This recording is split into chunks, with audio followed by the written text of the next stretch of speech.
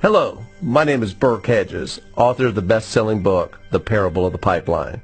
I open my book with a story about Pablo and Bruno, who take two very different paths in their quest for financial independence.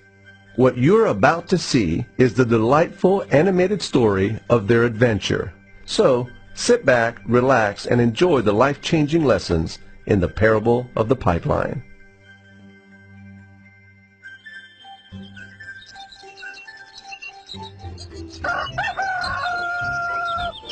Far away, in a small village, near a beautiful valley, lived two friends, Pablo and Bruno. They were both young and dreamed of a better life for themselves. They'd often discussed their dreams about how they would become the most successful men in the village. They weren't afraid of hard work, and they searched for opportunities to help realize their goals and achieve their dreams. One day, an opportunity presented itself.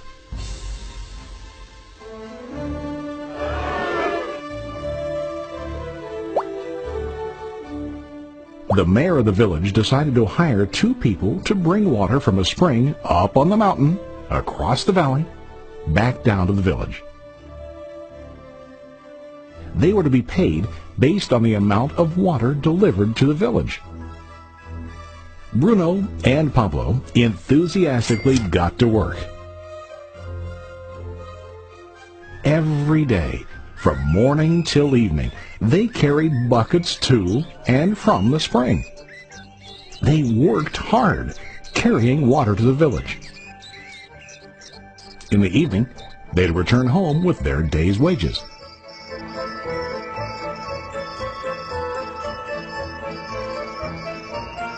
Bruno was satisfied with his work and the money he earned. He was sure that with this work he could achieve his dreams. Bruno thought that to increase his wages he could use bigger buckets to bring more water each trip.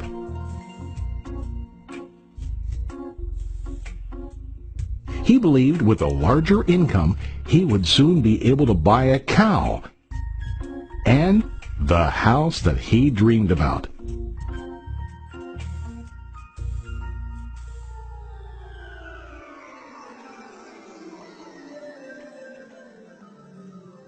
Now Pablo was not satisfied. At the end of the day, his back and hands ached, and he was exhausted. He was looking for an easier way to earn more. One day an idea occurred to Pablo. He imagined building a pipeline to deliver the water from the mountain spring to the village. With this pipeline, he could get more water to the village without carrying buckets back and forth from the spring to the village. Soon, he got very excited about his idea and began to plan. Pablo, of course, shared his idea with his friend Bruno and asked him to join with him to work on and help build the pipeline. Bruno thought the idea was crazy. All Bruno could think about was what his money could buy today and how to get it quicker. He felt that building a pipeline would slow him down and delay him in achieving his goals. Instead, Bruno got bigger buckets and went more often back and forth, fetching water. He was sure that with this method, he could make more money. Pablo decided to build the pipeline on his own. He understood that it would not be easy to build, and it would take time to complete the pipeline. Pablo knew that it could take several years to finish, but he set his mind on his goal. Every day he worked and carried water like before. But on weekends and during his spare time, he worked hard to dig in the rocky soil and build his pipeline. In the first month, there was little to show for his work.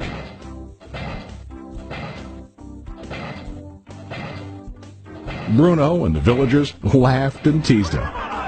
They called him Pablo the Pipeline Man. During this time, Bruno's income doubled. He already bought a cow and a bigger house. His lifestyle changed.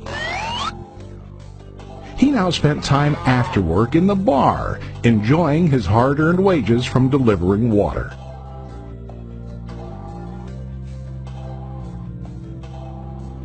What Bruno didn't realize was that his body was starting to stoop from carrying the heavy buckets every day.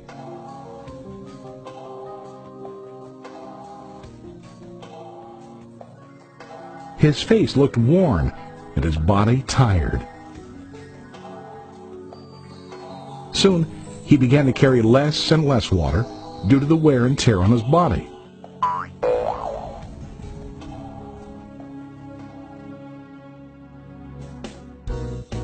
Month after month, Pablo worked.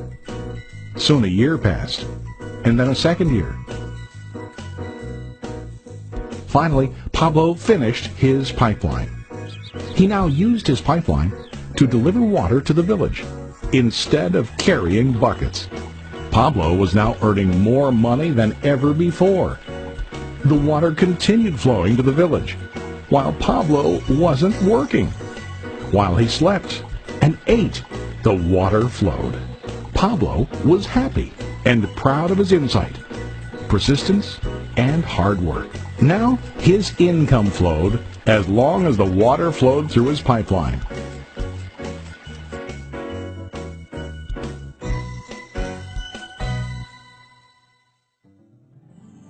The story of Bruno and Pablo is a reflection of life.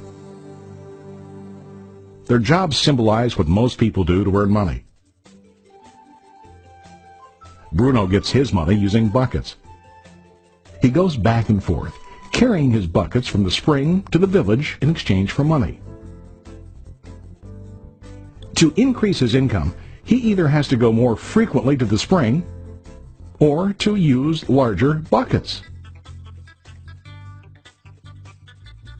It's common in real life to increase our income by working harder. For example, working overtime or getting a second job.